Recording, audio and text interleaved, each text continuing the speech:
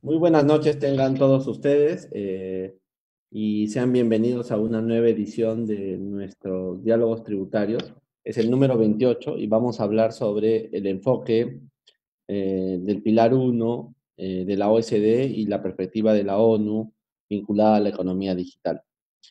Quiero, antes de continuar, agradecer, como lo hago siempre, tanto a Rubén Saavedra como a Raúl Vázquez, que son los coordinadores y ejecutivos y el decano del Colegio de Contadores Públicos de la Libertad y del Grupo de Investigación en Derecho Internacional Tributario de la Pontificia Universidad Católica del Perú, que son las dos entidades que colaboran en la realización de estos conversatorios.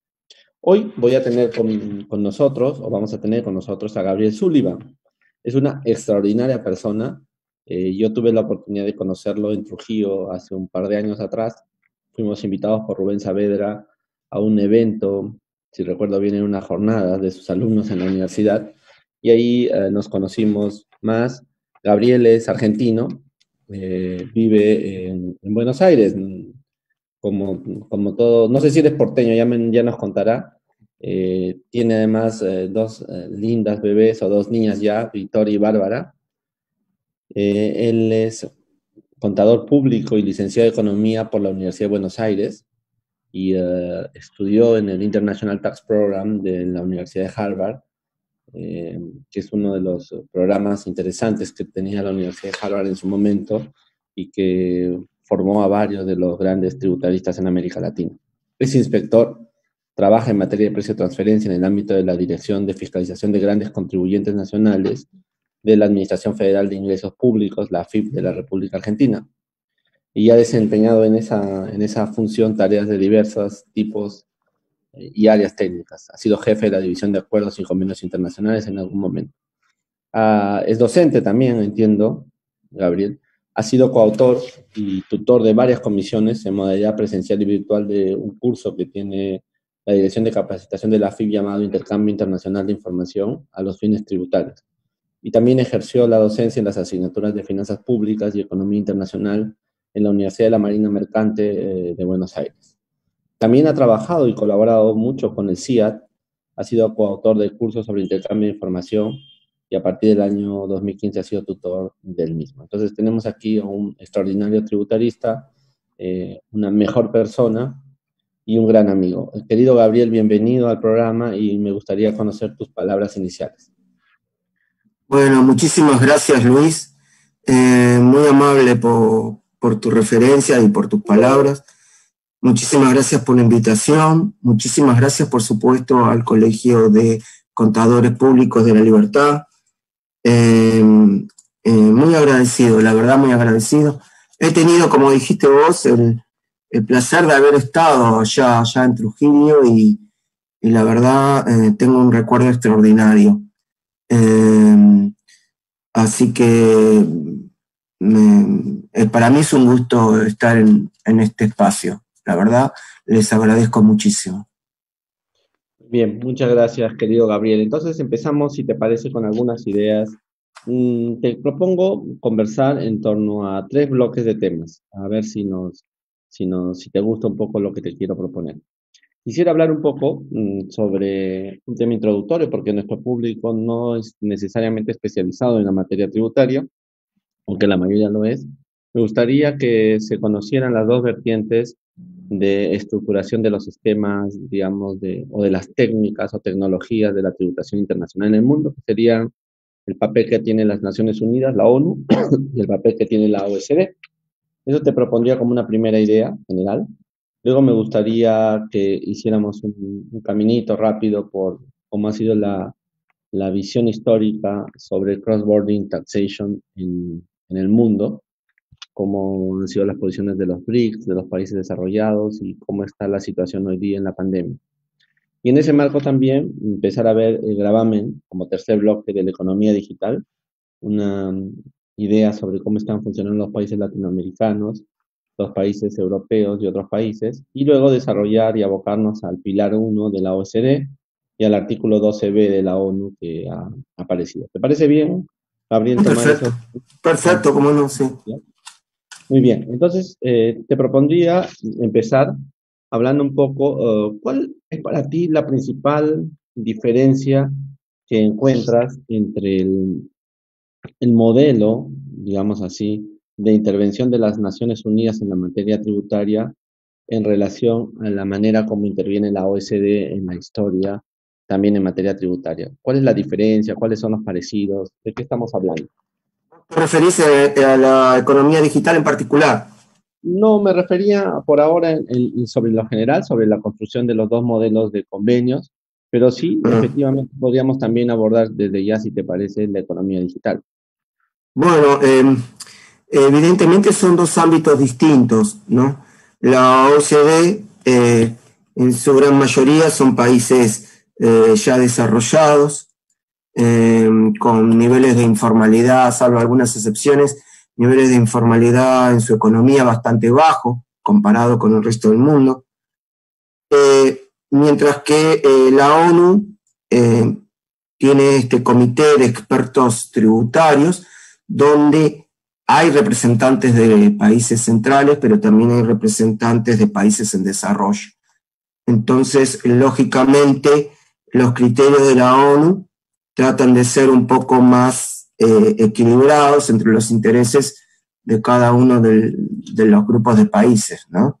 La distinción básica puede ser lo que se refiere a, en cuanto al modelo, donde la ONU le da un poquito más de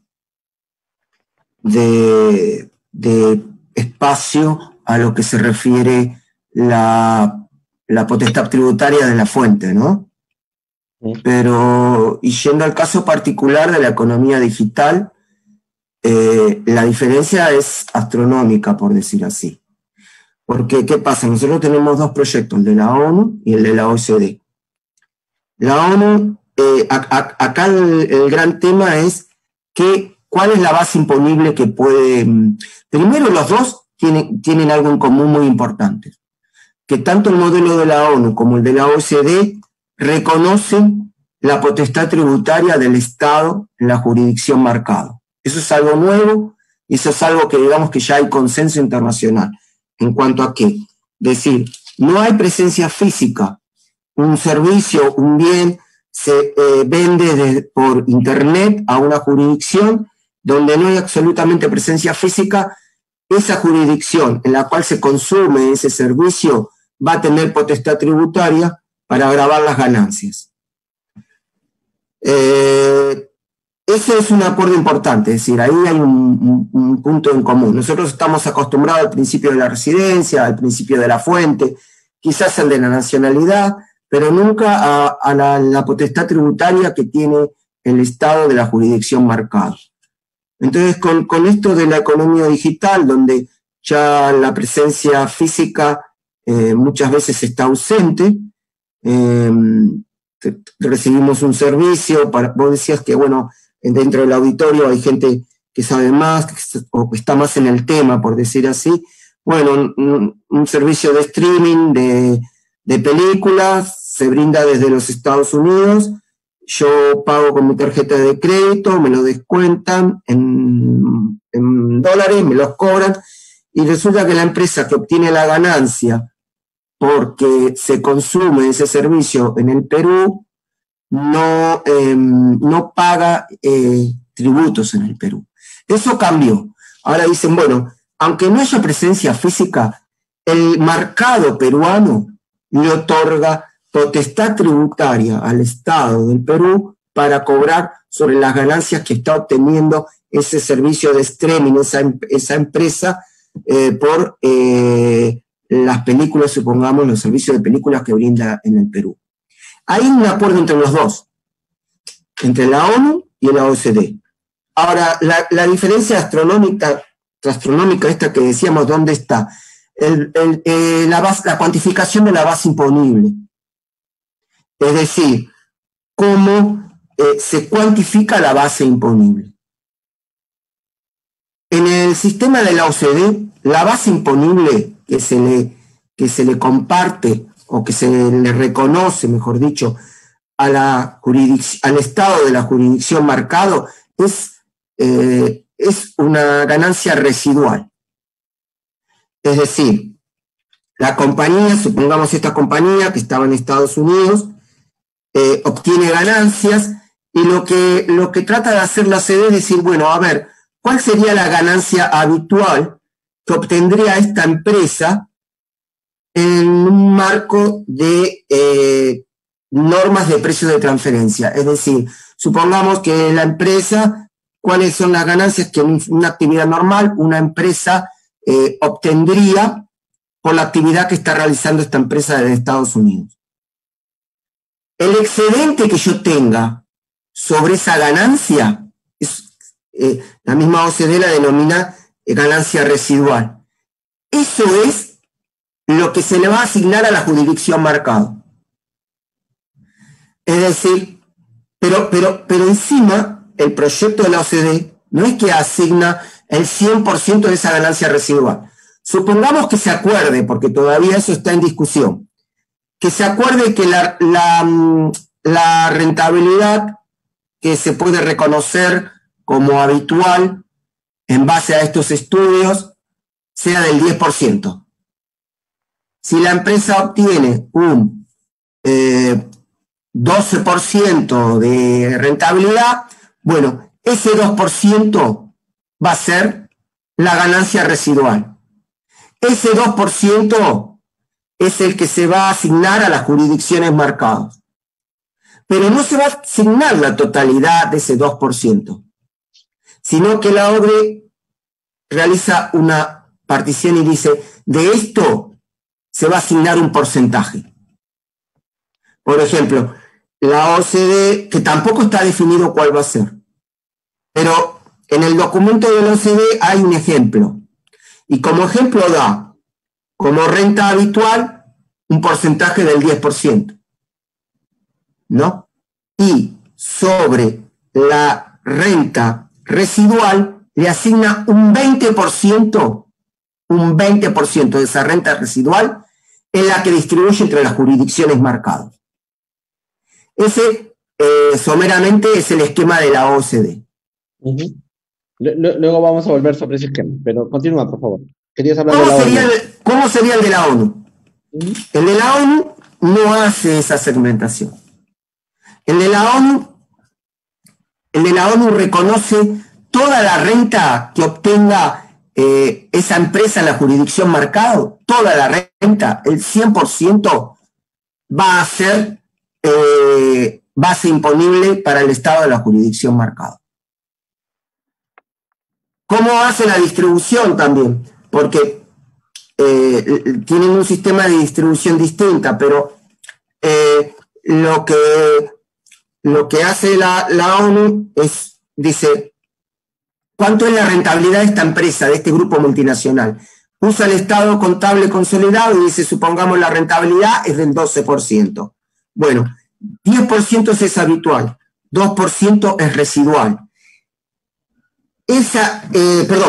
Supongamos que la rentabilidad de la matriz es del 12%. Toma los ingresos brutos que tiene el Perú, le calcula el 12%, y esa es la base imponible en el Perú. Es decir, presupone que la rentabilidad que obtiene en el Perú en relación con los ingresos brutos es la misma rentabilidad que obtiene la jurisdicción marcada y grava la totalidad.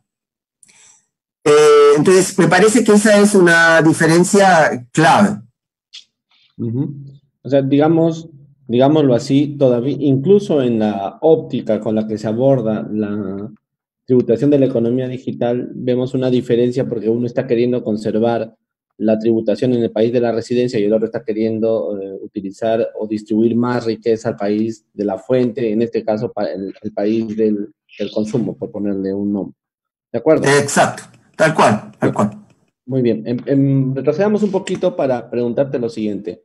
Parece, y es un hecho factual, más hecho factual no puede ser, que la OSD tiene una hegemonía ideológica y conceptual en el mundo, ¿no es cierto?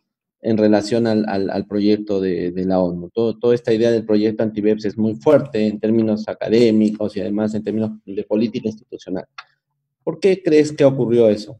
En tu perspectiva desde la Argentina, ¿qué es lo que pasó para que estuviera la OSD, la posición de la OSD fuera tan preponderante y ya casi de hegemonía total en las visiones de nuestros países? ¿Tienes alguna explicación? ¿Te has preguntado eso alguna vez? Y me lo he preguntado. Por supuesto, todas estas son opiniones personales, ¿no? Cabe dejar constar. Claro, eso está clarísimo desde el comienzo. Yo creo que es que la OCDE ha salido a llenar un vacío. Es decir, quizás la ONU no ocupó ese espacio y los problemas tributarios relacionados con todo lo que es las transacciones internacionales, todo lo que es precio de transferencia, ahora la economía digital, era necesario un abordaje internacional.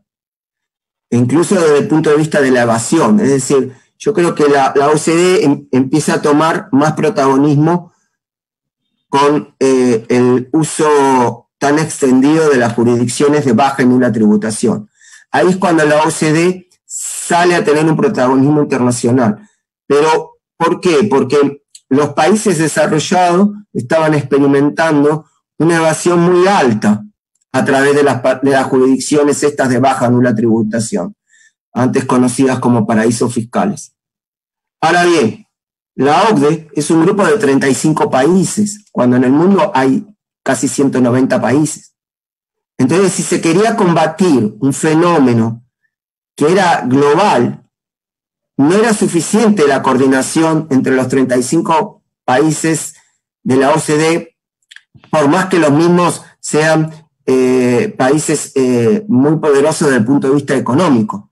Es decir, era necesario sí o sí una coordinación internacional para poder superar la evasión que se estaba produciendo a través de estos paraísos fiscales. Entonces, la OCDE, a mi criterio, lo que hace es tomar ese rol internacional, ya no de un grupo de 35 países, para poder lograr, y lo logró en cierta forma con bastante éxito, poder lograr una coordinación internacional que involucrara no solo a los 35 países. Por eso es que ellos crean el Foro Global de Transparencia. El Foro Global fue el primer gran espacio realmente global de la OCDE, que apuntaba precisamente a que haya transparencia en las jurisdicciones y que haya un intercambio de información global.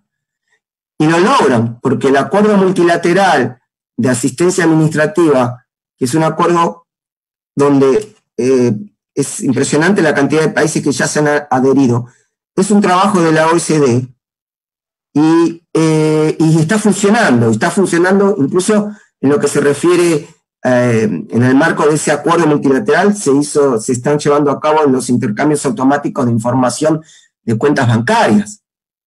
Ahora se está implementando lo que se llama el Country by Country Report, que son intercambios de información de transacciones intragrupos a los fines de controlar los precios de transferencia. Entonces, para mí lo que pasó fue que era necesario coordinar y la OCDE, primero por una necesidad de sus propios países ante la elevación que estaba teniendo por las jurisdicciones estas. Y bueno, tuvo éxito y entonces siguió con otros temas urticantes. Me parece como que había que llenar un vacío y lo llenó la OCDE.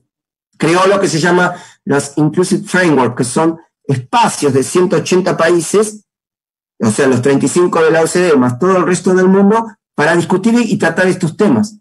Mientras que me parece que la ONU, por ejemplo, el tema de la economía digital había empezado a tratar en el 2007.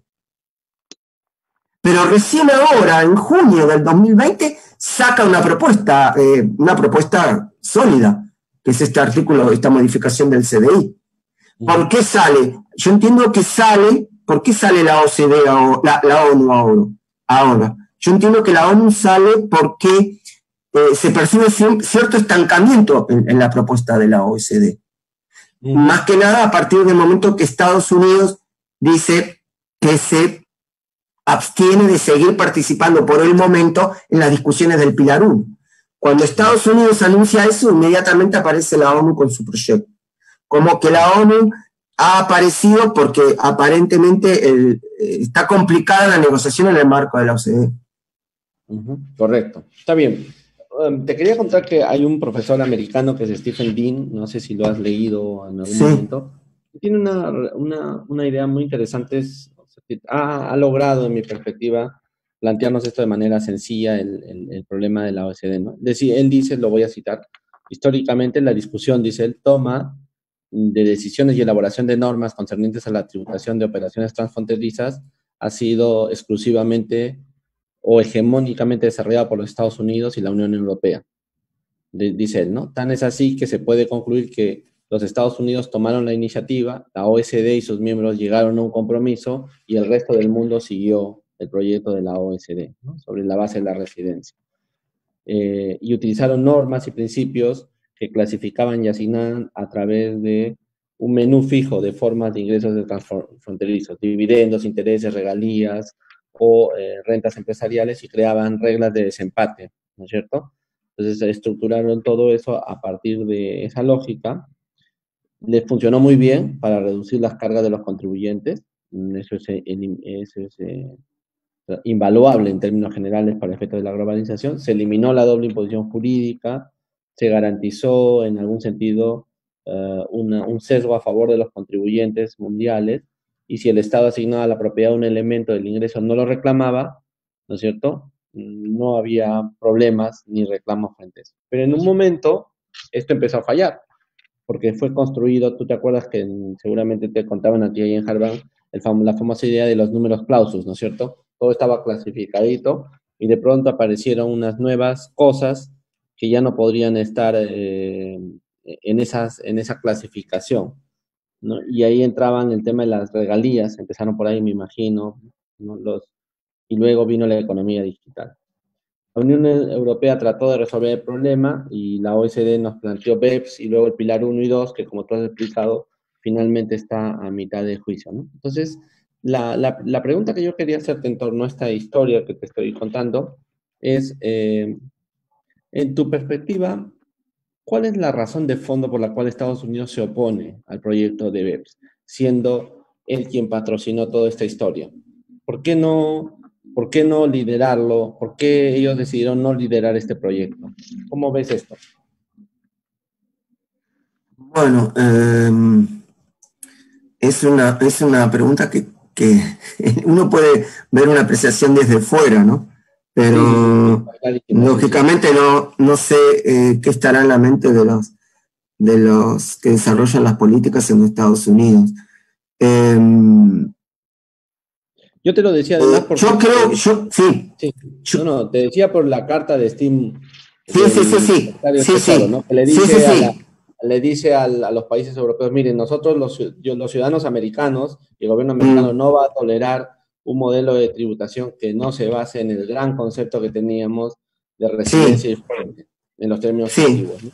sí. Bueno, yo creo que lo que está pasando ahí es que primero Estados Unidos estaba muy interesado por esto que decíamos de la evasión que estaba ocurriendo. Entonces, fijémonos que, por ejemplo, lo que hace la OCDE crea un acuerdo multilateral para que todos los países puedan intercambiar información entre sí simplemente adhiriéndose a ese convenio.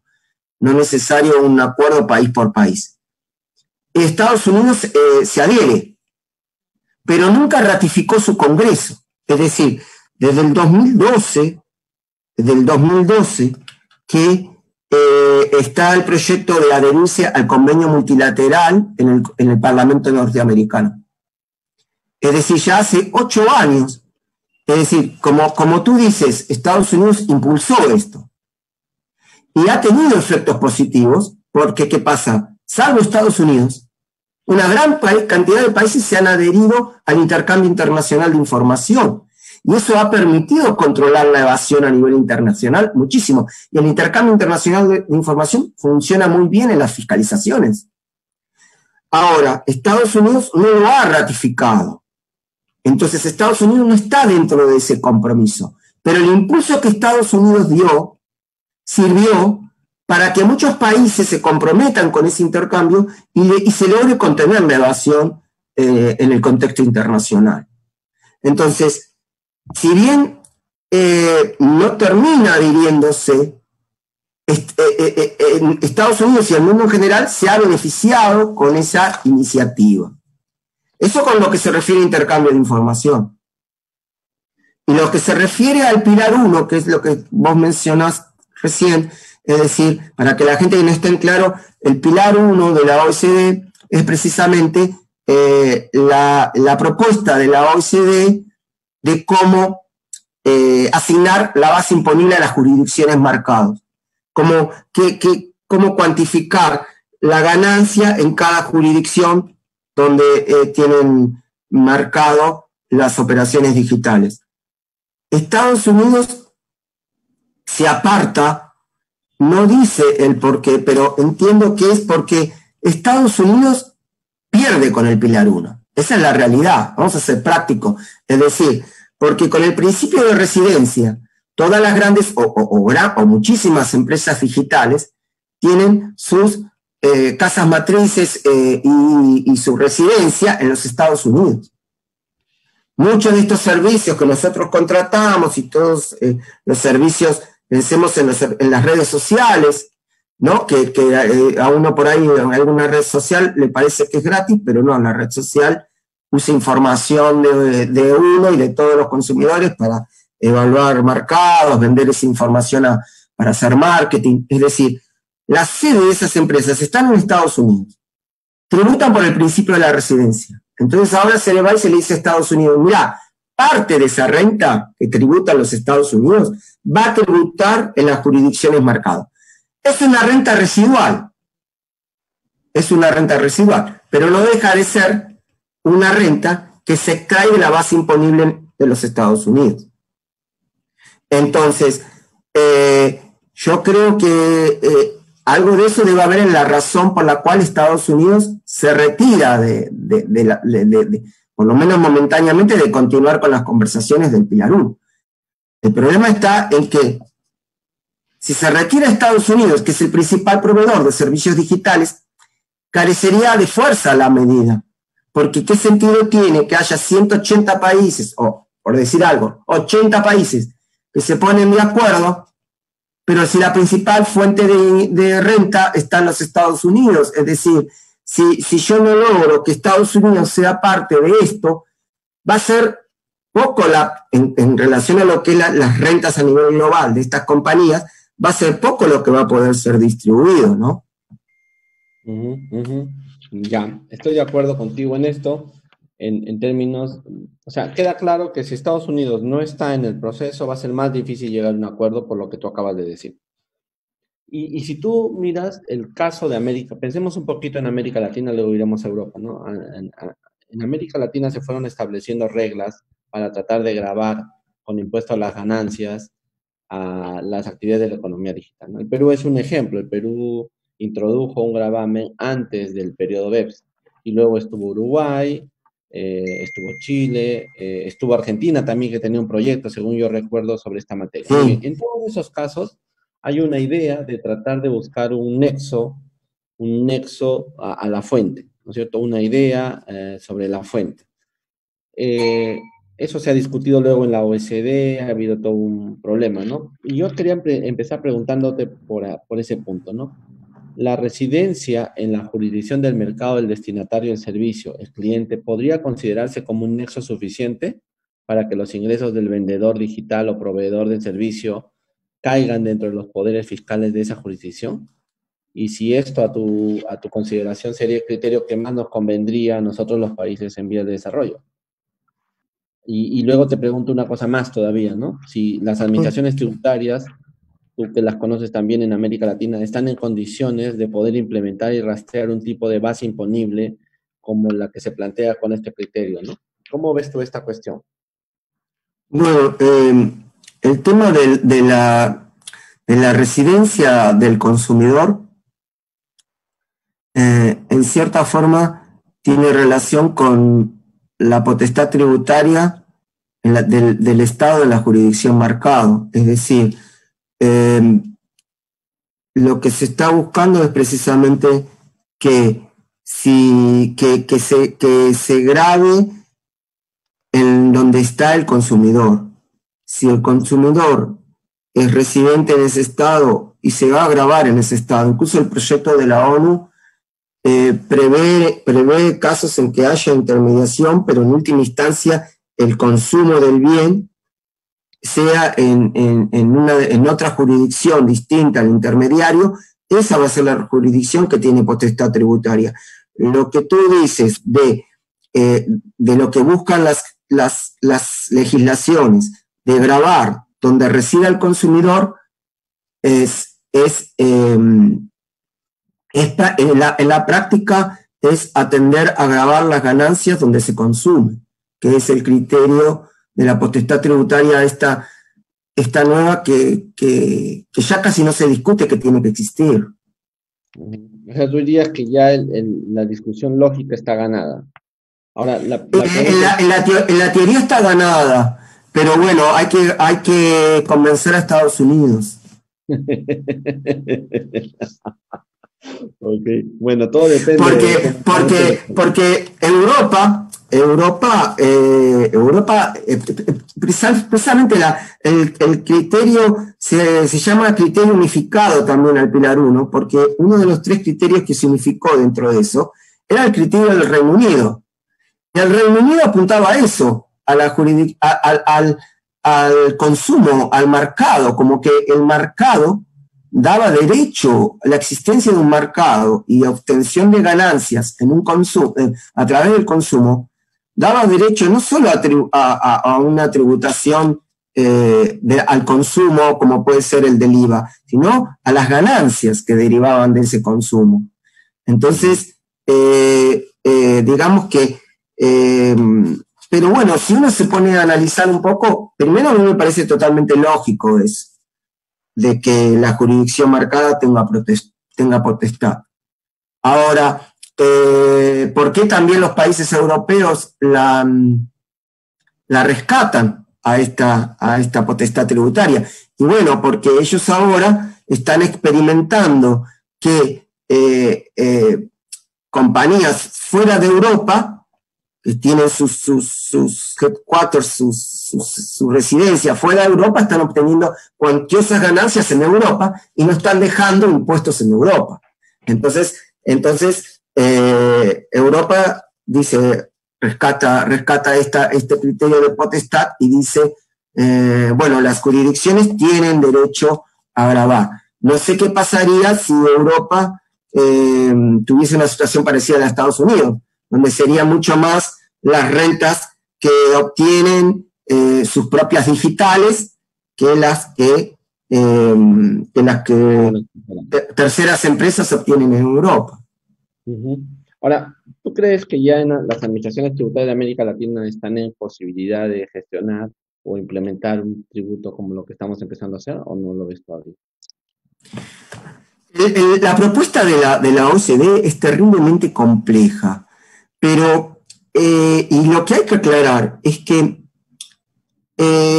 más allá de lo que pareciera, cuando uno lee el documento de la OCDE, donde se llama Blueprint, que lo lanzaron públicamente el 12 de octubre pasado, es un documento técnico de 250 hojas, y cuando uno lo lee se da cuenta de que quedan muchas cosas pendientes de definir y de estudiar. Entonces, la intención es que a mediados del 2021 haya un acuerdo global. Esa es la intención. Primeramente la intención era a finales del 2020, ahora se pasó para mediados del 2021. Pero más allá de que, como decíamos antes, ¿no? Está bien, en el 2021 se hace un acuerdo, se llega a un consenso sin Estados Unidos, más allá de los problemas que eso significa. Hay que ver primero si se llega a ese consenso, porque todavía hay muchas cosas por definir. Y lo que tú apuntas, la complejidad, la posibilidad de que nosotros, los mismos países centrales yo creo que van a tener dificultades, porque es un modelo muy, muy difícil, porque tiene una metodología, es decir, no es que se toma directamente el balance, se basa en el balance consolidado, pero se realizan una serie de ajustes a ese balance consolidado.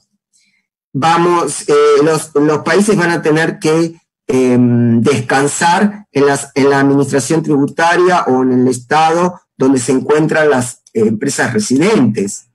Es decir, si yo tengo una empresa que presta servicios y su casa matriz y reside en España y presta servicios de transacciones digitales a toda América Latina, ese estado consolidado no se presenta en Perú, en Uruguay, en Argentina. Ese estado consolidado se presenta en España. Entonces, va a haber una carga de trabajo para la administración española. Las administraciones tributarias de América Latina tienen que confiar, a su vez, en el trabajo de la administración española en cuanto a control de esos estados contables y demás. Si bien van a estar auditados, el ejercicio natural que ejerce una administración lo va a tener que ejercer la administración tributaria española. Es decir, la administración tributaria española va a ser la tener que certificar y va a decir, sí, la renta no rutinaria de esta empresa que se va a distribuir, supongamos que el mercado fuera nada más que América Latina, que se va a distribuir entre América Latina es de tanto, y ese dato va a haber que tomarlo. No tenemos facultad para nosotros controlarlo. Entonces, la metodología de determinación ya en España va a ser difícil. El control va a estar en manos de otra administración. Y después existen parámetros de distribución, es decir, supongamos que se diga en función del monto consumido en cada estado. A su vez, esa base imponible va a haber que distribuirla entre las jurisdicciones de mercado. Es un proceso complejo desde varios puntos de vista. Yo no sé si me parece muy ambicioso. Desde ese punto de vista me parece mucho más inteligente la propuesta de la ONU. Perfecto. Ahora, si te parece, desarrollamos un poquito más la propuesta del Pilar 1 para que nos entiendan un poco los que están. Entonces, tú tienes razón en que el 14 de octubre pasado, hace menos de un mes, se presentó este blueprint, ¿no? Ese blueprint para un poco actualizar la situación luego de la crisis que se sufrió entre Estados Unidos y el resto de la OECD. Muy bien, hay dos categorías de actividades que deben ser incluidas en el ámbito de los nuevos criterios de atribución, ¿no es cierto? El servicios digitales automáticos y los negocios de consumidores a través de Internet. Sí. Muy bien, entonces cuéntanos un poco cómo es la propuesta, ya dejarán al lado un poquito. ¿Cómo empieza esto? ¿Hay un país donde... ¿Cuál es la regla de todo esto? Sí. Bueno, el primer paso son las ganancias O sea, lo que busca el Pilar 1 es cómo distribuir las ganancias de un grupo multinacional que opera en distintos lugares del mundo, en operaciones digitales. Es decir, es cómo grabar estas ganancias que son de grupos económicos, no son empresas independientes. Esa es la primera cosa que hay que tener en claro. Partimos de la idea de que para la OECD y en general ya hay un consenso de que la economía digital debe ser grabada. Eso ya está claro. Segundo, eso está claro. Está claro. Segundo, como hay multinacionales que están realizando negocios digitales por todo el mundo, no tenemos claridad de a dónde atribuir la ganancia para que el Estado pueda cobrarlo, ¿no es cierto? Porque perfecto. ¿qué criterio usamos? ¿Por dónde vamos? Entonces ahí la pregunta que tú estás haciendo me parece bien interesante en el sentido siguiente. Si no sabemos cómo funcionamos, nos abstraemos, entre comillas, del poder tributario estatal para construir un modelo de tributación internacional, en algún sentido, porque lo que esto va a hacer eso se va a tener que hacer a través de un acuerdo internacional, con lo cual podríamos estar ante el primer caso de la constitución de un tributo en manos comunes, o sea, de muchos países. ¿Es así o ya estoy exagerando un poco? Sí, tenemos, para que los oyentes puedan comprender. Nosotros tenemos un pilar 1 y un pilar 2. El pilar 1 se refiere a las transacciones digitales. Y para eso se vale de las transacciones digitales que tienen lugar con grupos económicos y se vale de estados consolidados. Pero nada más que las transacciones digitales. Eso es pilar 1. El pilar 2 es más lo que tú dices. El pilar 2 es gravar las ganancias que obtienen las empresas multinacionales de manera tal de que no dejen de pagar un tributo mínimo, cualquiera sea el lugar donde los obtengan. Y ahí es distinto, es decir, el pilar 1 es nada más que las transacciones digitales. El pilar 2 es cualquier actividad. Producen chocolatines, produce café. Bueno, lo que me importa es que grabe un impuesto para desalentar el uso de paraísos fiscales. Si no lo pagan los paraísos fiscales, lo van a pagar en otro país. Ahora, el pilar 2 es un criterio muy parecido. Usa estados consolidados, pero de empresas digitales. Y el objetivo ahí es distinto, es distribuir la base imponible. En el otro es que si obtienen una ganancia en una jurisdicción de baja tributación, yo se lo grabo, aunque se lo cobro en otra jurisdicción.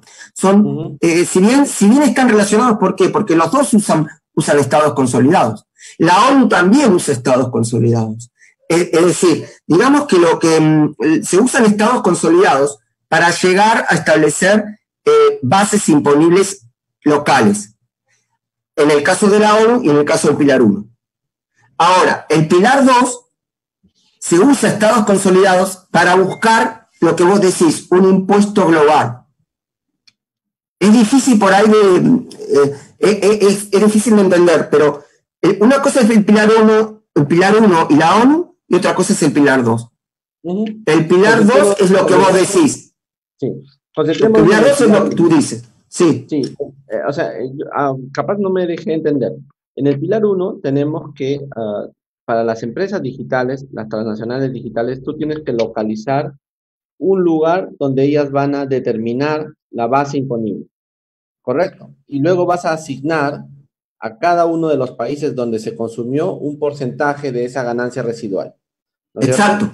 Muy perfecto. Bien. Para que estas personas o estos estados residuales, donde aparece la ganancia residual y este estado central puedan aplicar este tributo, ya no lo van a hacer con sus leyes locales, necesitan un acuerdo internacional.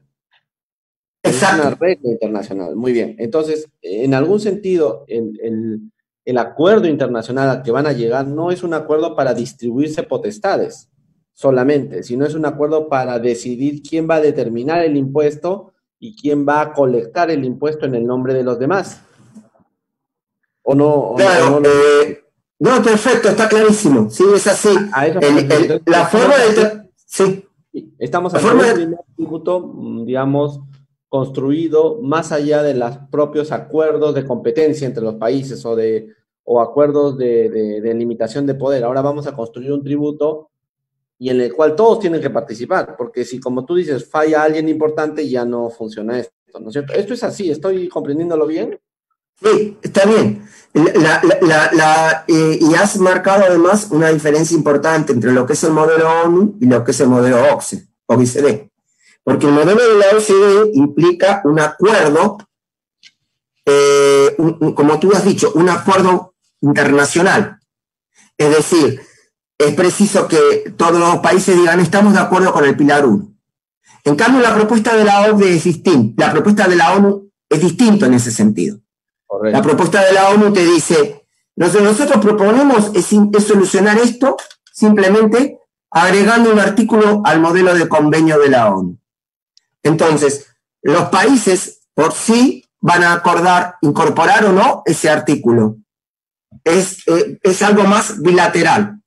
Lo de la OECD es necesariamente internacional. Y esa palabra que acabas de usar es correctísima, es necesariamente internacional. El Pilar 1 no funciona si no hay un acuerdo multinacional. A diferencia de, como tú bien dices, en la posición de la ONU sí permita desarrollarlo a través de negociaciones bilaterales, respetando, digamos, el viejo esquema que había sobre la tributación internacional. ¿No es cierto? Exacto, muy bien. Tal cual. Estupendo. Porque, discúlpame, Luis, vamos a ver un ejemplo. Supongamos que Estados Unidos solo firma, solo agrega el artículo al CDI con Perú. Ya. ¿No? Entonces, Perú va a poder grabar, de acuerdo a las dos metodologías básicas que propone ONU, las rentas que se obtenga por ejemplo, una empresa que ofrece streaming de películas en el Perú. Y el resto del mundo no va a cobrar sobre esa, si es el único acuerdo que tiene Estados Unidos. En cambio, el Pilar 2, incluso también el Pilar 1 con más razón, implica sí un acuerdo multinacional. Esto no quiere decir, porque incluso la ONU propone que la tasa la acuerden las partes, ¿no? Las partes acuerdan qué tasa van a gravar esas ganancias. En cambio, en el marco de la ONU, sí, cada país va a gravar a su tasa, pero en el caso del Pilar 2, no, es una tasa que se va a acordar. Entonces, también en eso difieren los approaches de cada uno.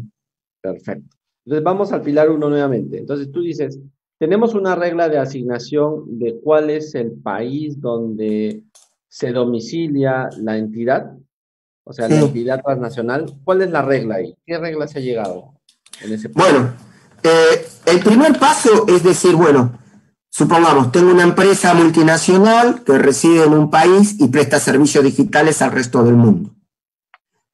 Tomamos el balance consolidado. Se toma un balance consolidado y se dice, y ahí aparece el primer umbral, como se le llama. ¿Obtiene rentas superiores a 750 millones de euros? Esa es la primera caracterización que hay que hacer. No, bueno, entonces se descarta. Sale del sistema. Sale del sistema. Convengamos que esto es son umbrales que se proponen, que coinciden casualmente con el umbral que está dentro del otro Pilar 2 y con el umbral que se toma hoy para que lo que ya está vigente, el intercambio de información country by country report.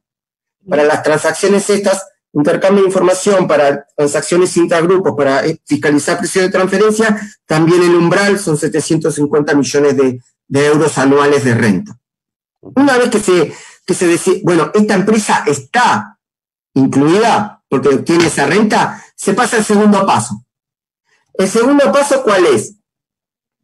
Separar las rentas de fuente extranjera.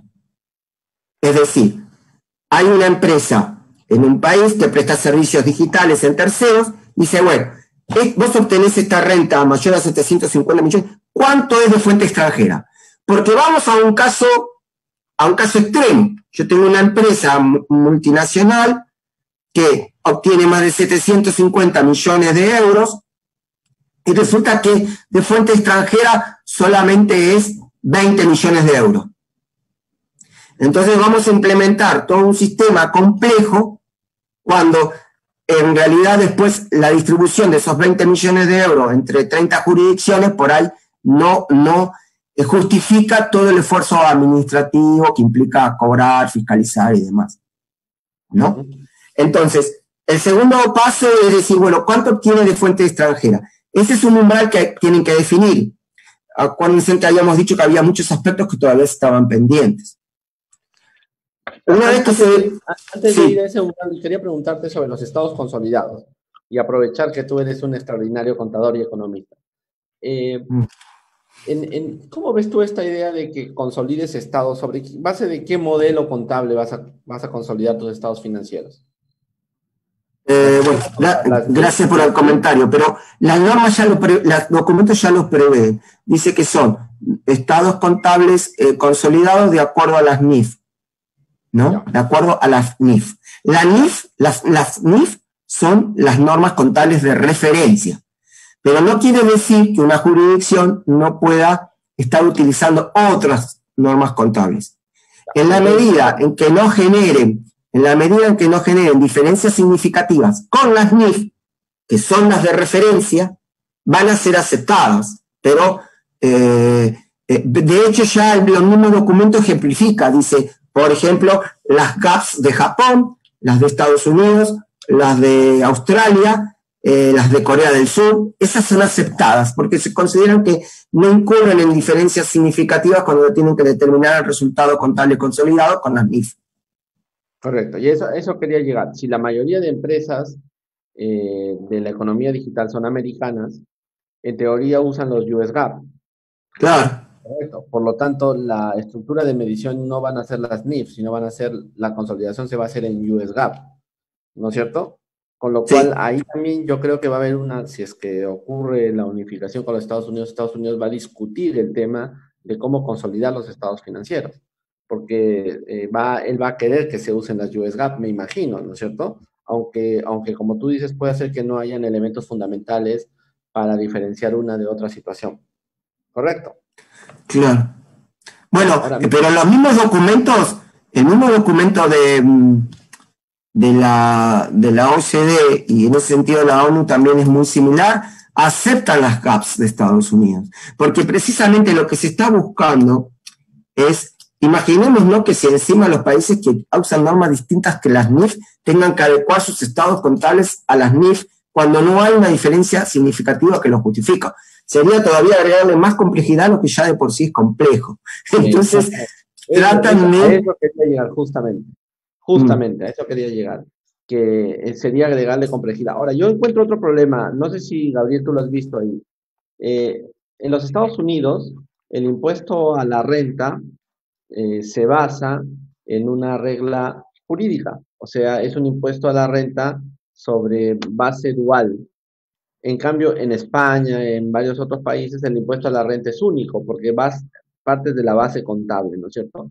En la propuesta no se toma nota de este problema de diferentes métodos para determinar el impuesto a la renta empresarial. Y eso también podría traer consecuencias, porque cuando uno dice la renta gravada, consolidas tus estados financieros y estableces la renta de fuente nacional y la eliminas o la separas de la renta de fuente extranjera, muy bien, esa separación entre la renta de fuente nacional y la renta de fuente extranjera se va a tener que hacer con la legislación de aquel país donde es residente la multinacional, donde se establece la residencia.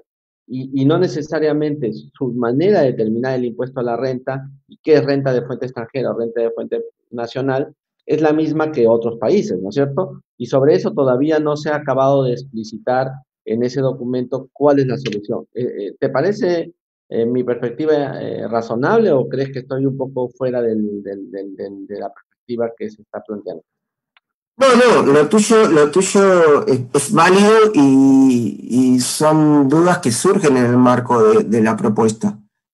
Lo que me parece que está tratando de hacer la propuesta es aislarse de las legislaciones domésticas en ese sentido.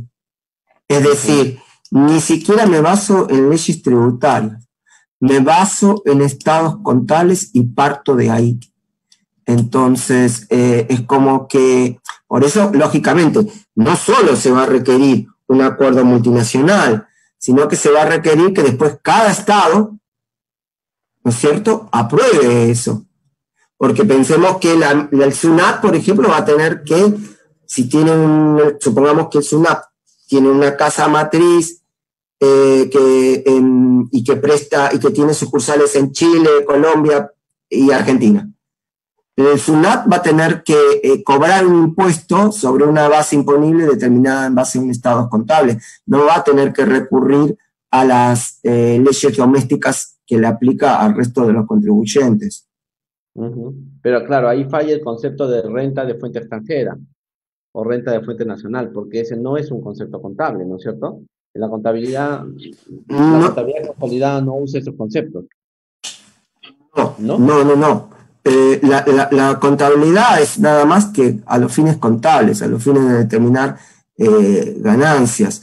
No se abstrae de todos los otros aspectos de la tributación, de los aspectos tributarios, pero el documento en cierta forma trata de incorporar ciertos criterios tributarios al estado contable, porque si bien parte de ahí tiene una serie de capítulos, tiene 2 o 3 capítulos que hablan de cómo ajustar esa base contable para tener en consideración ciertos aspectos tributarios, pero incluso aspectos contables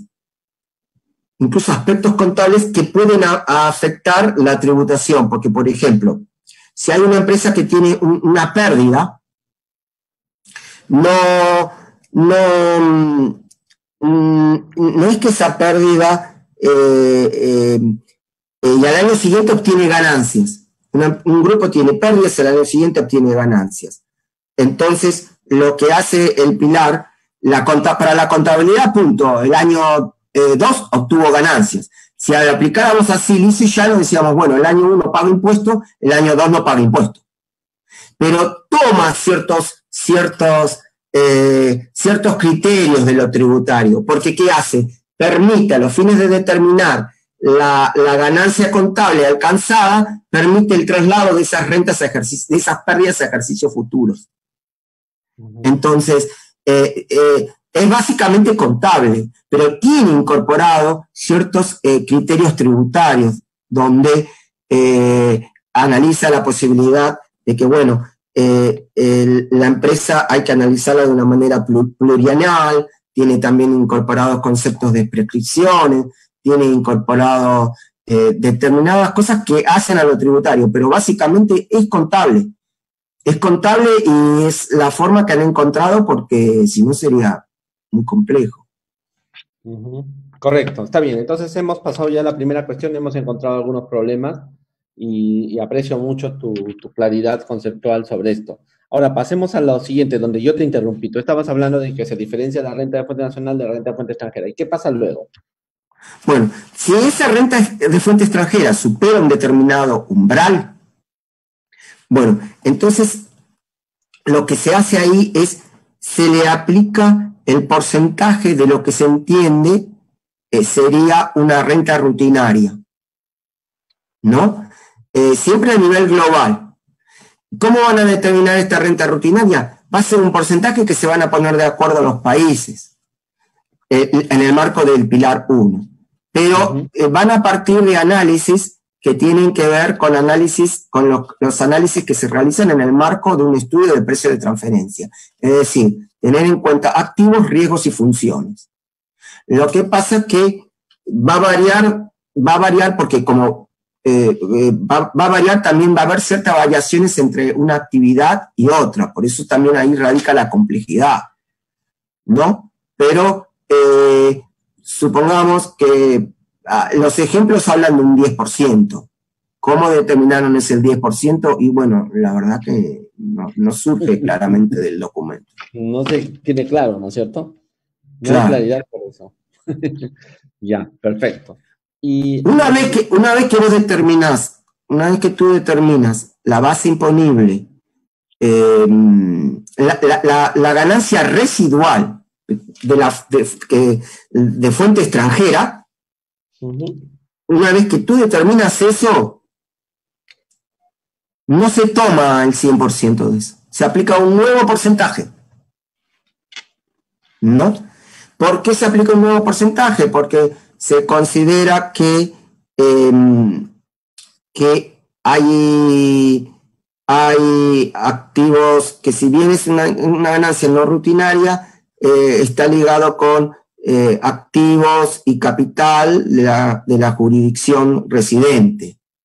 Entonces, se le aplica. ¿Y cuánto va a ser ese porcentaje? Esos es otro aspecto que se tiene que definir. Los ejemplos hablan de un 20%.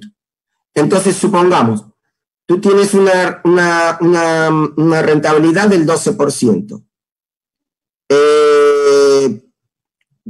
pero una no rutinaria del 2%. Sobre ese 2 aplicas el 10%, sobre ese 10 aplicas el 20%.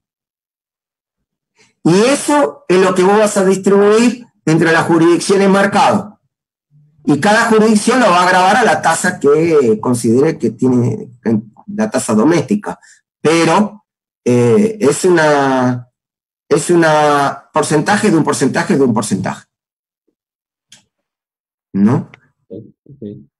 Ahora, pregunta para ti. ¿Qué es entonces en el fondo el cambio entre la propuesta inicial del 2019 y este blueprint del 2020? ¿Qué ha cambiado en el Pilar 1? ¿Te has puesto a pensar qué cosa es lo nuevo?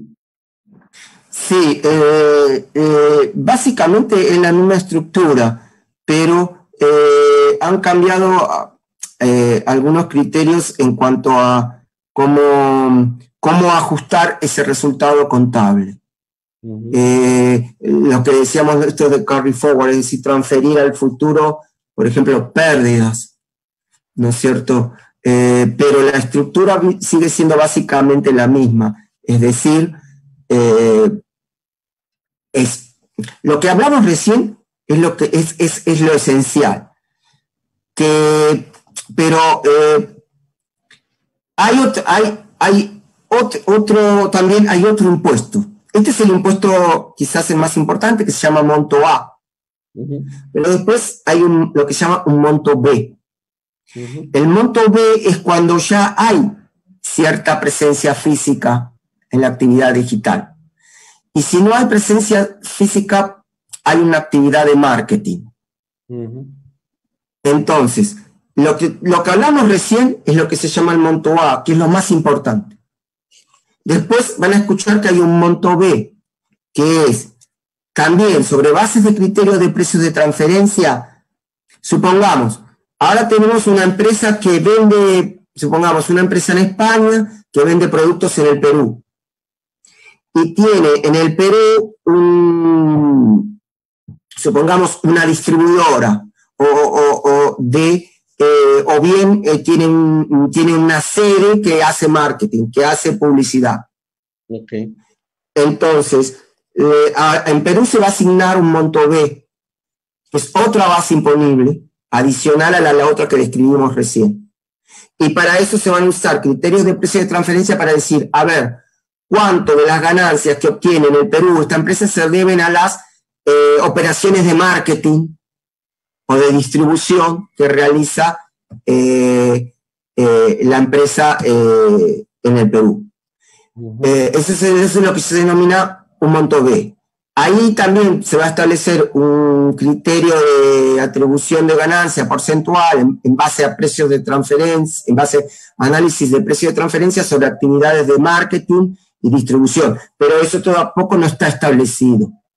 Y la tercera pata, discúlpame que me adelante, Luis, para que la gente, hay una tercera pata, que es un sistema que en un momento el año pasado, porque vos me preguntaste la diferencia que hay con el año pasado, con la primera versión del Pilar 1, le llamaban monto C, pero en realidad ahora ya no se le llama monto C, que es lo que se llama tax certainty, que es un sistema de resolución de conflictos. Que el monto C, ¿por qué se llama monto C? Si los países no se ponen de acuerdo, o la empresa, por ahí la empresa dice, yo no estoy de acuerdo en pagar esto en este país. Entonces, hay todo un procedimiento con distintos pasos, con intervención de paneles, con representantes de muchos países y demás, que van a resolver y van a determinar un determinado monto en función de ese reclamo si es que procede. Y a eso se le llamaba monto C. Ahora no se le llama monto C, ahora se le llama tax certainty. Pero incluso hay quienes dicen que esto sería algo que ya no, se va a escapar del Pilar 1 y va a llegar a ser una propuesta para la resolución de cualquier conflicto tributario internacional. Exactamente, y muy buena punto. O sea, desaparece el monto C, se convierte en una regla de solución de conflictos y nos quedamos con el monto A y el B, ¿no es cierto? El monto B, cuando hay presencia física o alguna presencia significativa o razonable, y el monto A, cuando simplemente es una actividad, digamos, remota, por ponerlo. Por eso es que exacto. Ahora se llama así, servicios digitales automatizados. En inglés es Digital Automatic Services, y están definidos. Pobres los oyentes deben estar volviéndose locos, ¿no? Vamos a organizarlo, vamos a organizar un poquito. El Pilar 1, el Pilar 1 tiene el monto A, el monto B, y tiene lo que se llama una especie de arbitraje. No es un arbitraje, pero es una especie para resolver conflictos que también va a determinar base imponible. Son tres fuentes de base imponible. Uno es el monto A, la otra fuente es el monto B, y la otra fuente es un monto de base imponible que va a surgir cuando haya conflicto. Correcto. El monto A, la base imponible del monto A, es para las actividades que se llaman de prestaciones de servicio automatizados. Son servicios digitales con una mínima intervención del ser humano. Y no hay absolutamente nada de presencia física. Eso ¿cómo se va a determinar la base imponible? Con todo el procedimiento que describimos antes. Un estado consolidado, una renta residual, primero fuente extranjera, renta residual, etcétera, etcétera. Después tenemos el monto B, que son esas actividades que tienen algo de presencia física. Esa es una base imponible que se adiciona, que es distinta, pero también bajo el criterio de buscar establecer un porcentaje que se funde en análisis de precio de transferencia. Correcto. Bueno, y después el otro es cuando, por ejemplo, una empresa puede decir, incluso este régimen de tax certainty tiene toda una complejidad en sí misma, porque puede ser que la empresa, antes de pagar el impuesto, busque certeza. O puede ser que la empresa, después de pagar el impuesto, tenga un problema y vaya a este panel internacional para buscar certeza. La certeza la puede pedir la empresa, la certeza la pueden pedir los estados. Supongamos, de acuerdo a este criterio, España dice, bueno, la base imponible atribuida al Perú es de tanto, y el SUNAT dice, no, yo no estoy de acuerdo. Entonces, el Perú puede ir y convocar a este procedimiento. Y este procedimiento consta de un panel, donde por supuesto va a estar representado el Perú, pero también van a estar otros países, y va a estar la empresa representada, ¿no? Ahora supongamos que puede ser el caso de la empresa. La empresa, España dice, bueno, la base imponible atribuible a Perú es de tanto, el SUNAT está de acuerdo, pero la empresa no. Entonces la empresa puede pedir, bueno, a ver, yo quiero tax certainty, quiero ver este panel, ¿no? Es como que se van abriendo cajitas, cada tema es una caja y vas abriendo y vas sacando temas, ¿no es cierto? Es complejo de por sí, ¿no? Está bien, pero ya lo tenemos más o menos organizado para que la gente tenga una idea. No estamos Espero que sí. Sí, no estamos hablando de un tributo o un acuerdo para que cada país establezca un tributo, sino estamos hablando de un acuerdo internacional para construir una regla de asignación de las ganancias de las transnacionales digitales en los países según criterios de asignación, sea bien por sus servicios digitales automáticos o por sus presencias significativas en los países, ¿cierto? Y cuando esto... Está muy bien que aclares eso, está muy bien, Luis, que aclares eso. para que no haya confusión con lo que es el pilar 2. Porque en el pilar 2 sí hay un nuevo impuesto. Correcto. Entonces, el pilar 2, ¿quieres contarnos un poquito el pilar 2, ya que te has querido meter ahí? ¿Cómo sería el pilar 2? Claro, bueno, el pilar 1 es para lo digital. Está claro, ¿no? Porque precisamente el monto A es para esas cosas automáticas, sin presencia física, etcétera, etcétera. El pilar 2 es otra propuesta distinta. El pilar 2 es para desalentar el uso, de jurisdicciones de baja y nula tributación. Porque si bien con todo lo que decíamos antes del intercambio internacional de información y demás se ha desalentado, igual sigue existiendo el uso de los paraísos fiscales. E incluso con el pilar 2 no se van a terminar de utilizar porque no apunta a todos los contribuyentes, sino que apunta a los grupos multinacionales, nada más. Y como decíamos antes, a los grupos multinacionales que obtengan una renta superior a un determinado valor. Entonces, ¿en qué consiste el pilar 2? El pilar 2 consiste en, si hay transacciones que generan renta en una jurisdicción de baja y nula tributación, se establece mecanismos para que ese impuesto que no se cobró en la jurisdicción de baja y nula tributación se cobre en otras jurisdicciones donde o bien esté en la matriz o bien haya entidades del grupo que interactúen con la jurisdicción de baja y nula tributación. Es decir, y ahí sí tenemos un impuesto adicional global. Porque, ¿qué pasa? Supongamos que tenemos una jurisdicción donde la tasa es cero tasa de impuesto a las ganancias. Entonces, el grupo económico tiene una sucursal ahí y obtiene rentas y no paga nada de impuestos. El objetivo del pilar 2 es que esas rentas paguen un impuesto. Ahora, ahí se va a acordar una tasa mínima. La tasa mínima, en los ejemplos, varía, está entre el 10 y el 12%. Se habla de entre el 10 y el 15%, que estaría un ministro de Hacienda de Francia hablaba de una tasa del 12,5%. La realidad es que las ganancias que el grupo obtenga en esa jurisdicción de baja y nula tributación van a estar grabadas a una tasa de, supongamos, 12,5%. Entonces ya no es que va a ser, si la jurisdicción tiene una tasa del 7%, y bueno, la diferencia hasta llegar al 12,5%. ¿No? Ahí sí tenemos un impuesto adicional global. Porque, ¿qué pasa? Además, la jurisdicción aquella entidad del grupo, ya sea la matriz o alguna otra sucursal, que estén en jurisdicciones que no sean de baja nula tributación, además de cobrarle su propio impuesto, supongamos que tenemos una tasa del 30%, le va a cobrar 30% sobre las rentas que obtengan de acuerdo a las leyes domésticas y 12,5% sobre las rentas que no han tributado en la otra jurisdicción. Entonces, ahí sí tenemos un tributo adicional global con una tasa mínima acordada internacionalmente. Y no es solo para las empresas digitales, es también, o que se dedican a transacciones digitales, que tienen transacciones digitales, sino para cualquier empresa, cualquiera sea la actividad.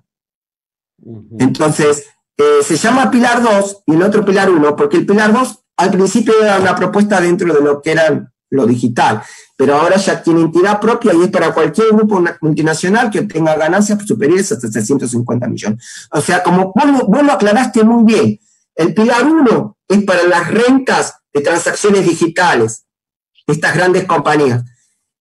Y cómo distribuir la base imponible, que ya digamos que ya los países se pusieron de acuerdo que las jurisdicciones consumo tienen potestad tributaria. ¿Cómo lo distribuimos? Y el otro es una medida para evitar para que no haya ganancias de un grupo multinacional que no pague una tasa mínima en el resto del mundo. Sería más asimilable a una cláusula antiabuso, por decir así. Pero es más complejo, es un impuesto adicional. Perfecto, perfecto. Ahora vamos a la propuesta de la ONU. ¿Qué te parece el artículo 12b de la ONU? A mí me gusta porque Primero porque me parece que la base imponible en las jurisdicciones mercado va a ser mayor, ¿no? Nosotros acá en América Latina eso nos importa. Y puedo hacer un paréntesis, ¿no? Por ahí es algo muy evidente lo que voy a decir, pero Rubén me había dado la posibilidad hace un par de años de publicar un artículo ahí analizábamos por qué le damos potestad tributaria a una jurisdicción marcado. Porque el estado de la jurisdicción marcado tiene un mérito de que existe ese marcado, ¿no es cierto? Entonces hay una razón económica que justifica que esas ganancias, al no haber presencia física, igual puedan ser grabadas por el Estado en el lugar del consumo, ¿no es cierto? Ahora bien,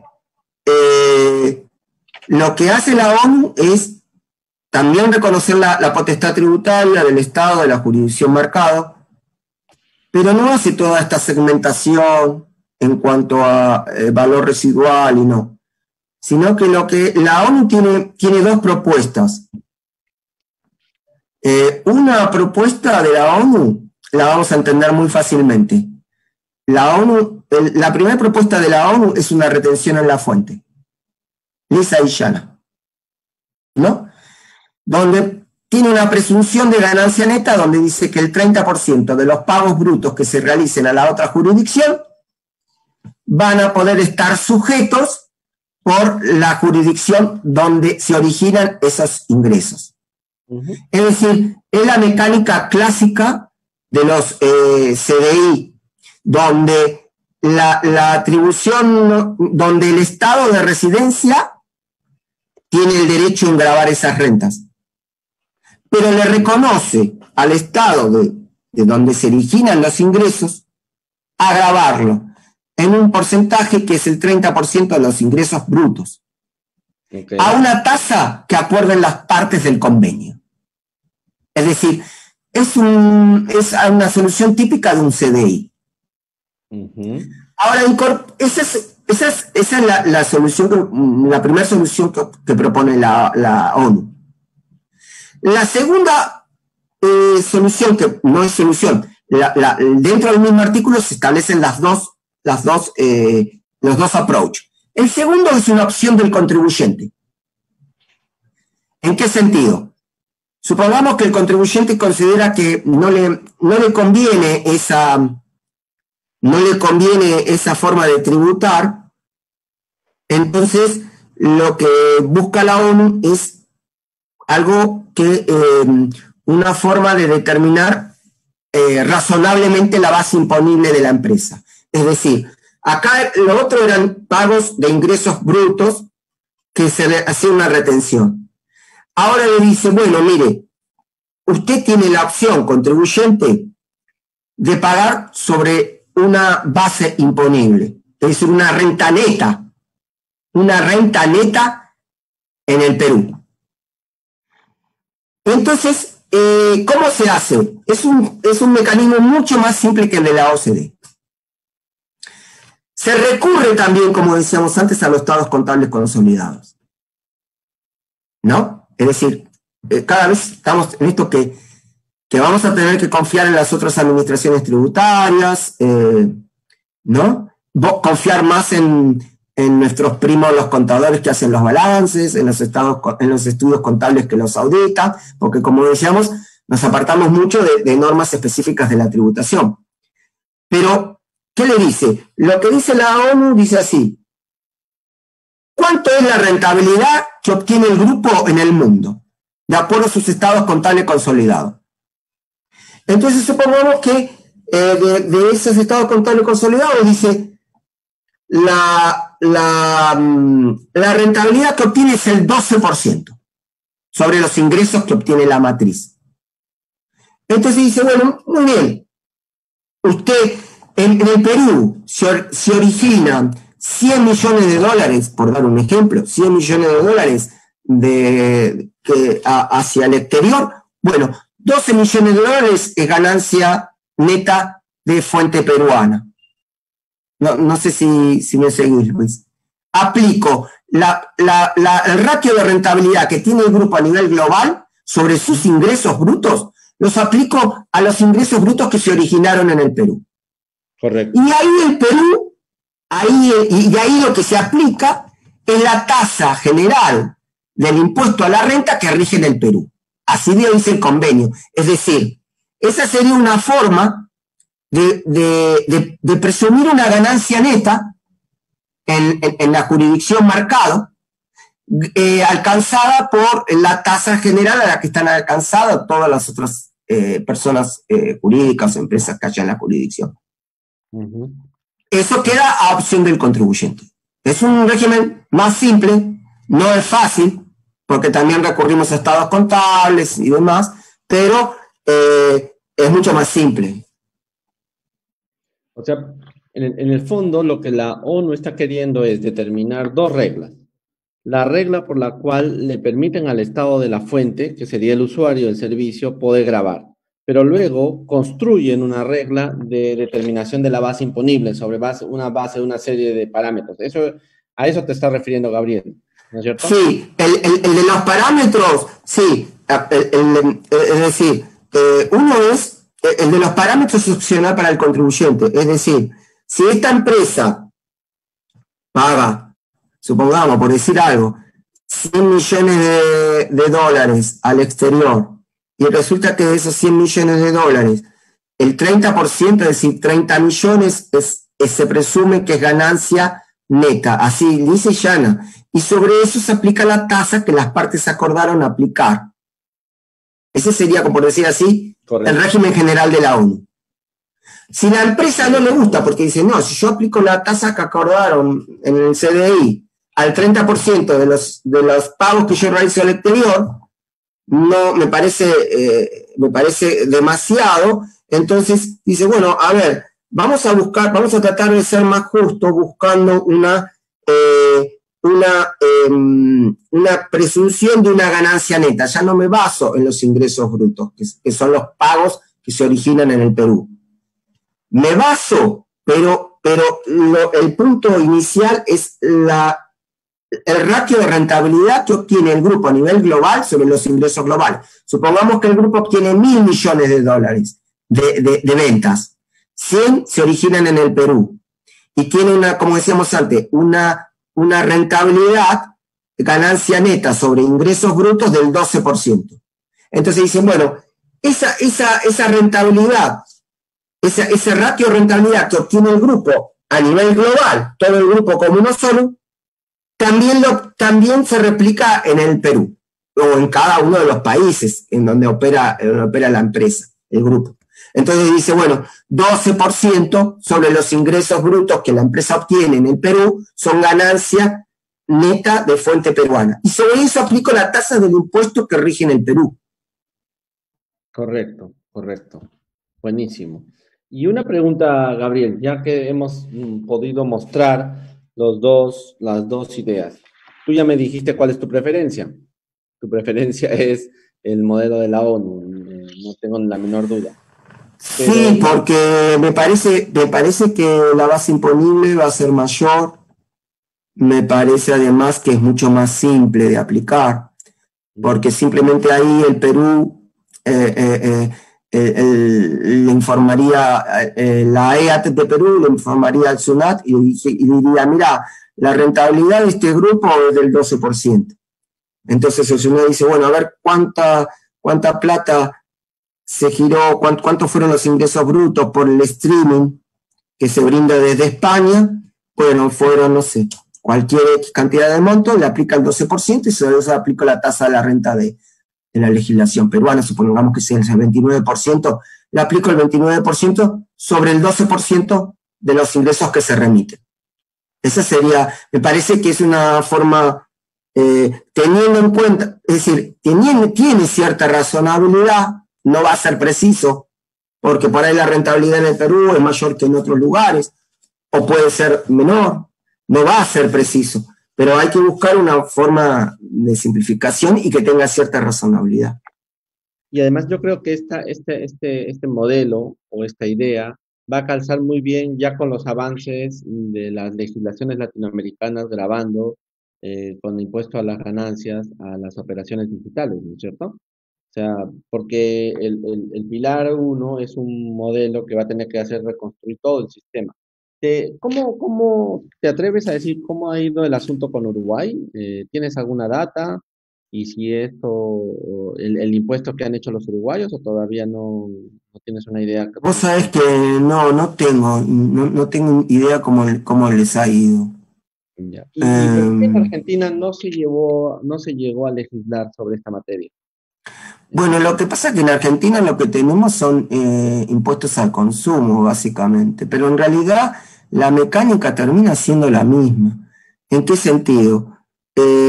Nosotros tenemos el IVA, después tenemos, que es del 21%, después tenemos una tasa adicional que es sobre servicios digitales, Creo que es la que tasa es país, ¿no? del... O algo así se llama, país o algo así. No, y tenemos un tercer impuesto.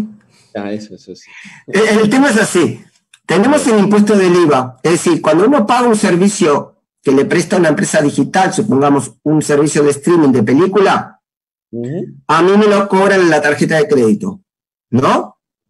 Sobre eso me suman el IVA, que es el 21%.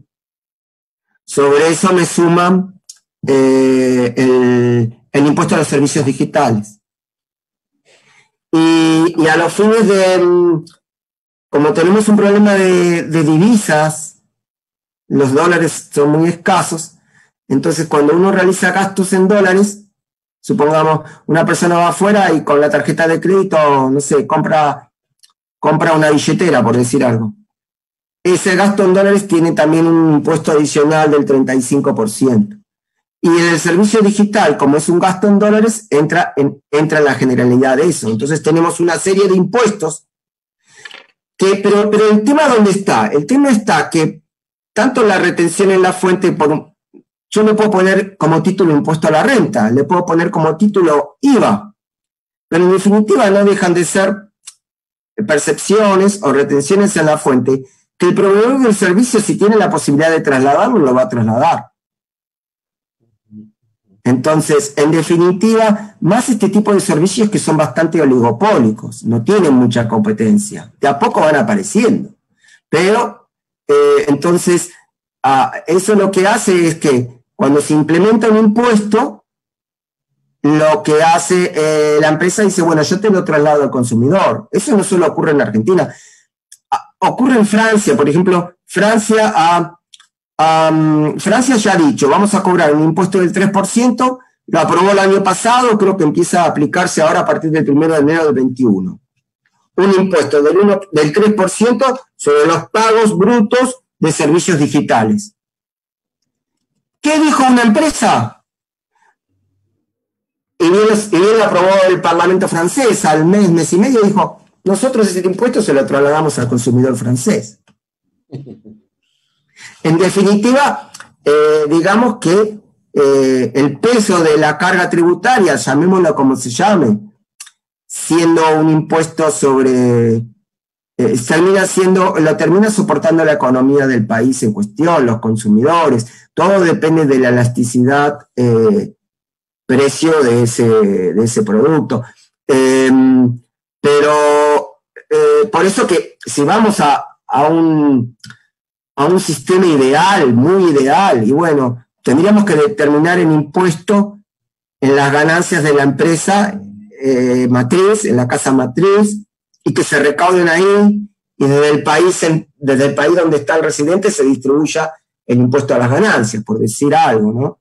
Es decir, si no, me parece que siempre vamos a tener el problema que se traslada. Bueno, hay quienes te dicen, bueno, pero mira, el impuesto a las ganancias igual se termina trasladando al consumidor, por más que vos lo cobres en cabeza de la empresa. Son temas discutibles, tiene que ver con la elasticidad precio de la demanda, ¿no? Pero vos le pongas el nombre que le pongas, impuesto a la ganancia, impuesto al consumo, impuesto país, impuesto continente, el nombre que vos le pongas, si lo pueden trasladar, lo van a trasladar. Claro, a eso quería llegar, porque si estamos ante una actividad con oligopolios o con monopolios, digamos así, y por lo tanto, por el tipo de actividad y el momento de la historia humana, que es el de la pandemia y lo que viene, vamos a tener demandas inelásticas prácticamente, ¿no es cierto? O sea, el precio va a subir o bajar y la gente va a seguir, especialmente las clases medias, y Argentina es un país de clase media. A diferencia de repente del Perú, donde ya no es un Ya, país de clase media. ya no sabemos de qué clase somos, la verdad. Bueno, pero para completar la idea. Entonces, cuando en muchas partes de América, en general en el mundo, se reclama un impuesto a estas entidades, no se toma en cuenta el efecto que en el consumidor va a generar ese impuesto, ¿no es cierto? Y eso sí puede ser un tema que de importancia para efectos del cálculo de finalmente de dónde está saliendo ese impuesto. No está saliendo necesariamente del proveedor, sino puede estar saliendo del usuario del servicio. Bueno, España también tiene un impuesto parecido al francés. No sé finalmente si lo terminó aprobando o no, pero Sí, cuando realizaban estudios para lanzarlo, calculaban, estaban re contentos porque decían, vamos a recaudar 3.000 millones de euros para financiar nuestro sistema previsional. Bárbaro. Pero los 3.000 millones de euros salen del consumidor español. Es decir, lo ideal sería, porque estas empresas obtienen una renta monstruosa, entonces lo ideal sería que los países, todos los países donde está la empresa, donde la empresa vende, todos, puedan captar en manera de impuestos una tajada de esas ganancias. Ahí está el sentido, me parece a mí. uh-huh. Y para Con lo eso, cual, sí. no, digo, te termina la idea, perdón. No. Por lo cual, para mí, me parece que la solución pasa en cobrar el impuesto a la empresa en donde la empresa está. Y después, ese estado donde está la empresa distribuye el impuesto en base a determinados parámetros, como puede ser esto de cuánto se consume en cada jurisdicción. Eso lo habíamos escrito en el artículo que publicamos con Rubén hace 2 años. La idea, ahí planteábamos ya, incluso antes que suceda esto con el impuesto francés, o que suceda con lo que está sucediendo en Argentina, porque todos estos impuestos se trasladan, de que iba a suceder eso porque había una inelasticidad. Entonces la solución está cobrarla a la empresa, en las ganancias de la empresa. Igual está quienes dicen, no tiene sentido porque igual lo van a trasladar. Sí, puede ser, pero es difícil. Igual la esperanza, ¿dónde está? La esperanza está en que cada vez hay más competencia. Ya antes había una sola empresa de streaming de películas, ahora ya hay 3, ¿no? Entonces, todos del mismo país, pero bueno, pero ya hay como 3, fácil. Entonces, de a poco va habiendo competencia y la competencia va a permitir que en algún momento ese tributo lo empiece a asumir la empresa, no el consumidor. Es decir, que cuando se incremente una tasa, no se traslade todo al consumidor, sino que va a implicar en los hechos una no renta para la empresa porque la empresa está pagando impuestos, porque es la empresa la que paga el impuesto. Correcto. Bien, muy bien. Y hacia la idea general de lo que viene en el futuro, porque fíjate que la economía digital se está haciendo cada vez más la economía, ¿no es cierto? O sea, lo digital se convierte en la economía. No tenemos otra alternativa en el largo plazo, me refiero, de financiamiento que no provenga de aquel lugar donde se está generando la riqueza, ¿no es cierto? Si la economía se acaba de transformar, sí que vamos a tener un enorme problema. Estamos casi en la apertura de un nuevo tiempo en la economía y un nuevo tiempo en el tributo que vamos a tener que saber cómo medir, ¿no es cierto? ¿Tú sientes que estamos yendo en el camino correcto o sientes que hay que hacer un viraje conceptual? Me refiero a los debates en OSD sobre economía digital. A mí me parece, es mi opinión personal, que la OCDE tendría que tener una apertura mental más amplia, ¿no? Es decir, más como la que tiene la ONU. El problema es que me parece que la OCDE está tironeada. Por un lado, por Estados Unidos, que no quiere el Pilar 1, y por otro lado, por el resto del mundo, que quiere algo, me parece a mí, más generoso que el Pilar 1. El problema está en que depende mucho de los Estados Unidos. ¿En qué sentido? Si, como decíamos antes, si todo el mundo acepta el criterio de la ONU, pero Estados Unidos no lo acepta, si Estados Unidos no aceptó el criterio del Pilar 1, que es más beneficioso para Estados Unidos que el criterio de la ONU, menos va a aceptar el criterio de la ONU. Estoy totalmente de acuerdo contigo. Exactamente. Entonces, pero yo creo, me parece a mí, que sí, estamos viviendo un momento, ya desde el momento que estamos, por ahí, cuando ocurren los cambios, siempre los historiadores dicen que uno no toma mucha conciencia de que está en el medio del cambio, ¿no? Después con el tiempo dice, acá terminó tal era y empezó la otra era, ¿no? De eso, es decir, nosotros no vamos a enterar, nosotros no, nuestros nietos se van a enterar que a lo mejor su abuelo estaba pasando en el medio de la era. Pero pensemos que estamos hablando de un nuevo criterio de nexo de jurisdiccional de potestad tributaria. Exactamente. Eso es un cambio paradigmático, porque siempre hablamos que la residencia fue la fuente, que la residencia que la fuente. Por ahí la nacionalidad, y ahora decimos, no, el mercado ya de por sí, aunque vos no tengas presencia física, ya te da de derecho. Eso ya es un cambio paradigmático. Y en algún sentido es darle la razón a los viejos conceptos de fuente que esgrimían países como la Argentina, para hacer un homenaje a tus maestros argentinos, varios de los cuales ya no están, pero yo conocí a Antonio, ¿te acuerdas de Antonio, que era el gran negociador de los tratados argentinos y que trabajó en las Naciones Unidas? Bueno, mira, Antonio sigue diciendo ahora que si le hubieran hecho caso a la doctrina argentina y latinoamericana, capaz el problema del Pilar 1 estaría mucho más resuelto, porque ustedes traían la idea del servicio, del usuario, del mercado, etcétera, ¿no? Entonces, bueno, eso es efectivamente, tú tienes toda la razón. Ese es como el gran cambio paradigmático que está a la base, ¿no? Sí, porque cuando la ONU te dice, la ONU no dice el concepto de jurisdicción marcado, dice donde se originan los ingresos. En cierta forma es un concepto de un criterio de fuente. Lo que pasa es que lo nuevo acá es que no tenés presencia física, ¿no? Pero, y yendo más a lo general, y yo creo que vamos a... me da la sensación a mí, ¿no?, de que vamos a tener que ir incluso en algún momento a una unificación de la forma de determinar el impuesto a las ganancias en toda la jurisdicción. Es decir, me parece que vamos camino a una uniformidad en todo sentido. Es decir, vamos a tener que empezar a resignar ciertos criterios particulares y ponernos de acuerdo de si reconocemos la amortización acelerada o no la reconocemos. Es decir, yo creo que vamos camino a un por ahí estoy hablando de ciencia ficción, por ahí estoy diciendo cualquier cosa, pero me parece que en el largo plazo vamos a tener una sola ley de impuesto a las ganancias, vamos a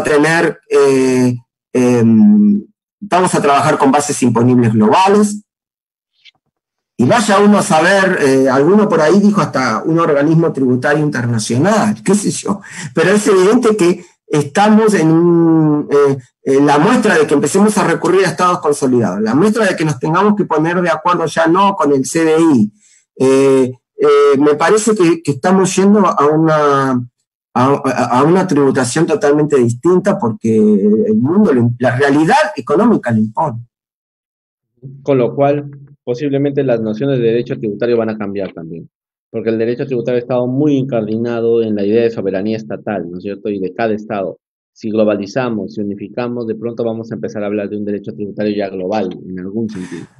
Mira, Luis, cuando uno lee los documentos de la OCDE dice, no afectamos la soberanía fiscal, cada país puede hacer lo que quiere, poner la tasa que quiere, poner el impuesto que desee y demás.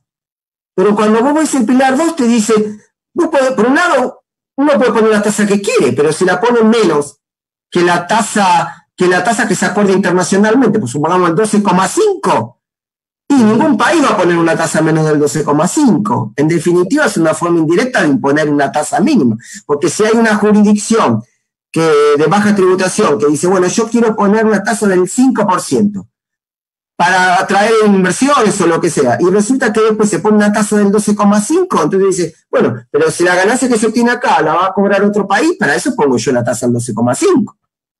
Correcto. Es decir, todos los regímenes promocionales, que hay muchos, que todos los países lo tienen. Nosotros tenemos regímenes promocionales, tenemos una tasa del 30%, pero algunas actividades pagan el 10% de ganancia.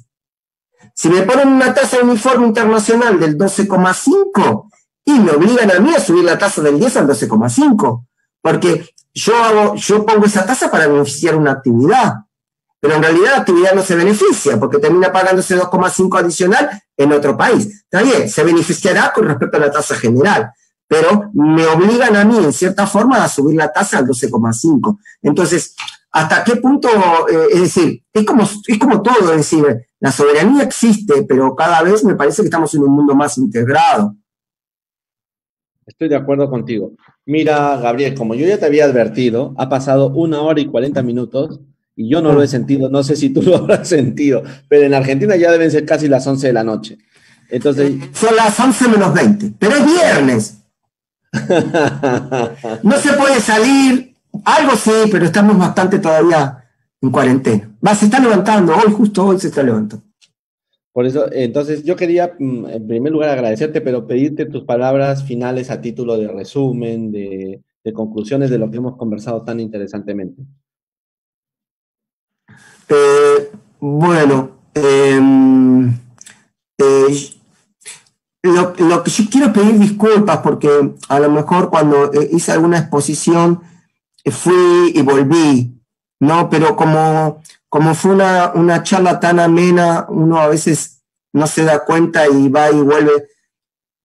Creo que después igual aclaramos un poco cómo era la estructura del Pilar 1. Bueno, la conclusión yo creo que es que estamos ante el debate de cómo tributar estas ganancias, que tenemos dos propuestas en carrera, pero en lo personal creo que las dos están lejos de llegar a que sean adoptadas. Y hay también algunos approach académicos, es decir, que el tema no está cerrado a nivel de organismos públicos, pero hay varios approach. Por ejemplo, la Universidad de Ámsterdam tiene algunas propuestas y demás. Es un tema que se está estudiando. El tema se está estudiando. Estamos en el medio del océano y no sabemos mucho cómo va a terminar, pero yo creo que en el largo plazo, en algún momento, se va a llegar a un consenso internacional porque es imprescindible.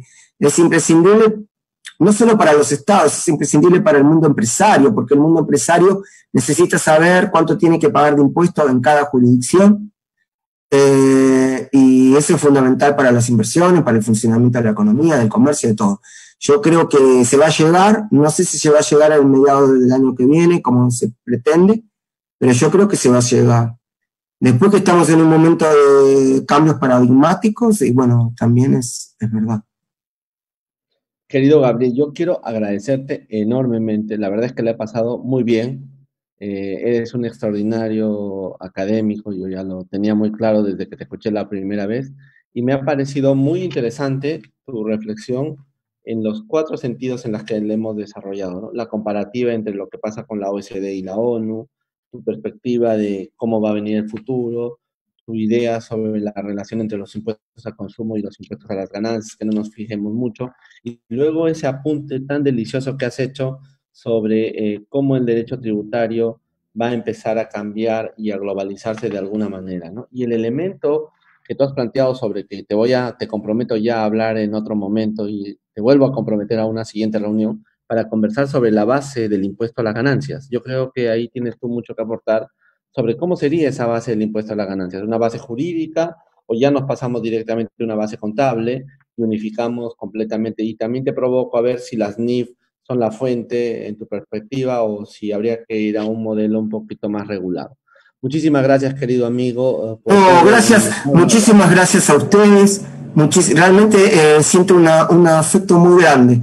Eh, eh, Cuando estuve allá, la verdad, sentí un cariño especial por Perú. A mí me gusta mucho la historia, y como estamos muy ligados por la historia,